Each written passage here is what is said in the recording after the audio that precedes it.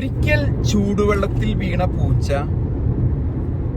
പിന്നീട് പച്ചവെള്ളം കണ്ടാൽ പോലും ഭയക്കും എന്നൊരു പഴഞ്ചൊല്ല് നമ്മളെല്ലാവരും കേട്ടിട്ടുള്ളതാണ്.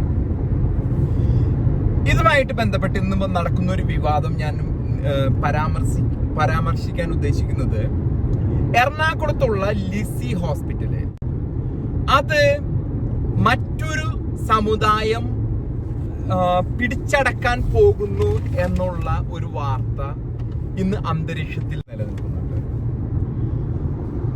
നമ്മൾ എന്തുകൊണ്ട് ഇതിനെപ്പറ്റി ജാഗരൂകരായിരിക്കണം എന്ന് ഞാൻ പറയാൻ കാരണം, നമുക്കറിയാം ഒരു 10-20 വർഷം മുമ്പ് മാത്യു അറക്കൽ പിതാവ്, അദ്ദേഹത്തിന്റെ നേതൃത്വത്തിൽ മുൻ മുഖ്യമന്ത്രി ശ്രീമാൻ VS അച്യുതാനന്ദൻ കളങ്കിത വ്യവസായി എന്ന് പറഞ്ഞ ഫാരിസ് അബൂബക്കർ, അദ്ദേഹത്തിന് ഇന്നും ഭരണതലത്തിൽ വളരെയധികം സ്വാധീനമുണ്ട് കേരളത്തില്.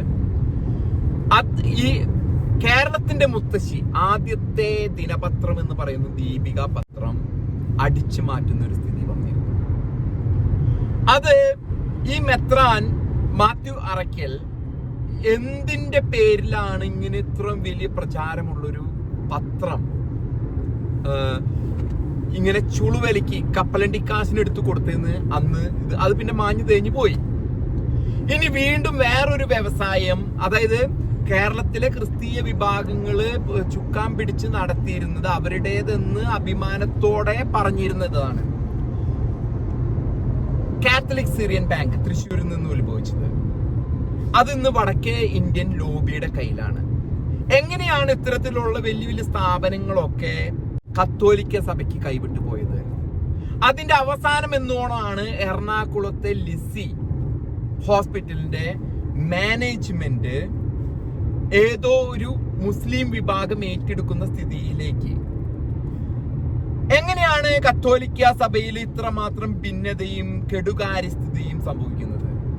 ആരാണ് ഇതിന്? ഇത് നമുക്കറിയാം, ഇത് വ്യക്തമായിട്ടും പലപ്പോഴും ഇത് ലാഭകരമായിട്ട് നടത്തുന്ന കാത്തലിക് സിറിയൻ ബാങ്ക് ഒന്നും ഒരിക്കലും പൊളിയേണ്ട ആവശ്യമില്ല. കാരണം കാത്തലിക് സിറിയൻ ബാങ്കില് വിദേശ നാണ്യം ഇത്രമാത്രം വന്നുകൊണ്ടിരിക്കുന്ന സാഹചര്യത്തില് അത് മറച്ചു വെക്കേണ്ട സ്ഥിതി ആർക്കാണ്? അപ്പൊ ഇതുമായിട്ട് ഞാൻ പലപ്പോഴും കേട്ട വായുവിൽ ഉയർന്നു നിൽക്കുന്ന ഇതെന്ന് പറഞ്ഞത്, പലപ്പോഴും ഇതിൽ ഉൾപ്പെടുന്ന വൈദികര്, അതല്ലെങ്കിൽ പിതാക്കന്മാര്, നമുക്കറിയാം അഭയ കേസ് പോലെയുള്ള കേസുകള്, അങ്ങനെ അതുമല്ലെങ്കിൽ അതുപോലെ ഗൾഫ് രാജ്യങ്ങളിലേക്ക് ഈ തരത്തിലുള്ള സ്വാധീനത്തിലുള്ള വൈദികരെ കൊണ്ടുപോയിട്ട് അവരെ പല ചതിക്കുഴികളിൽ, ഹണി ട്രാപ്പിലൊക്കെ പെടുത്തിയ കഥകൾ വരെ ഉണ്ടെന്നാണ് എനിക്കറിയാൻ സാധിച്ചത്. അങ്ങനെ വരുമ്പോ ഒരു ചെറിയ വൈദികനാണെങ്കിൽ പോലും അവരെ സംരക്ഷിക്കാനായിട്ട് സഭ നിൽക്കുന്നത് നമ്മ മുൻകാലങ്ങളിൽ കണ്ടിട്ടുണ്ട്. കാരണം സഭയ്ക്ക് സഭയുടെ സ്വത്തുവകകൾ പോയാൽ പോലും അവരാ വൈദികരെ അവരുടെ പേര് ഇതാക്കി നടത്തുന്നത് പലപ്പോഴും നമ്മുടെയൊക്കെ ശ്രദ്ധയിൽ പെട്ടതാണ്. പക്ഷെ ഇപ്പൊ ഇരിക്കുന്ന തലപ്പത്തിരിക്കുന്ന മാർ റാഫേൽ തട്ടിൽ പിതാവൊക്കെ ഒരുപക്ഷെ അദ്ദേഹം ഇതിനെയൊക്കെ പൊളിച്ചടക്കി. കാരണം അവരൊന്നും വ്യക്തിപരമായിട്ട് വളരെ നല്ല പേരുള്ള നല്ല ബഹുമാന്യനായ വ്യക്തിത്വമാണ്. എങ്കിലും പലപ്പോഴും ഇങ്ങനെയുള്ള പല ബ്ലാക്ക് മെയിലിങ്ങിൽ പെട്ടുപോയിട്ടുണ്ടോ? എങ്ങനെയാണ് സഭയ്ക്ക് ഇത്തരത്തിലുള്ള കാര്യങ്ങൾ സംഭവിച്ചത്?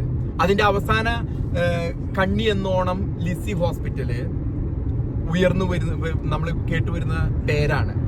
അതും കൈവിട്ടു പോകുന്ന സ്ഥിതിയിലേക്ക്. ഇത്തരം ട്രാപ്പുകളിൽ പെടുന്ന ഇതുകളെ സംരക്ഷിക്കേണ്ട ഉത്തരവാദിത്വം സഭയ്ക്കുണ്ടോ? അതിപ്പോ ബിഷപ്പ് ഫ്രാങ്കോ ആണെങ്കിൽ പോലും ഇവിടെ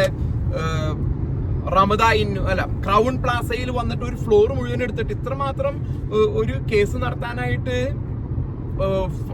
പണമൊക്കെ എവിടെ നിന്നാണ് ബിഷപ്പ് ഫ്രാങ്കോയ്ക്കൊക്കെ?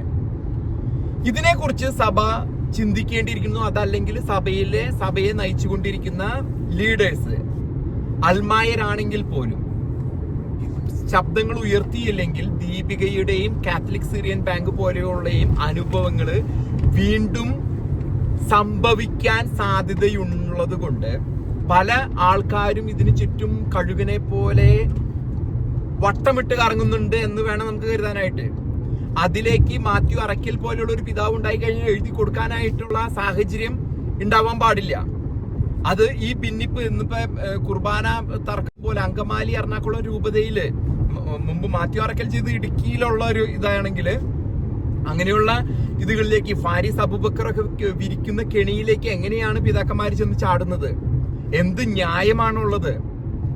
അത് ലിസി ഹോസ്പിറ്റൽ വളരെ അധികം നമുക്കറിയാം, ഇത്രയും സംവിധാനങ്ങളൊക്കെ ഉള്ള ഒരു ഹോസ്പിറ്റല് കണ്ണുവെച്ച് നടക്കുന്ന കഴുകന്മാര് നമ്മുടെ നാട്ടിലുണ്ട്.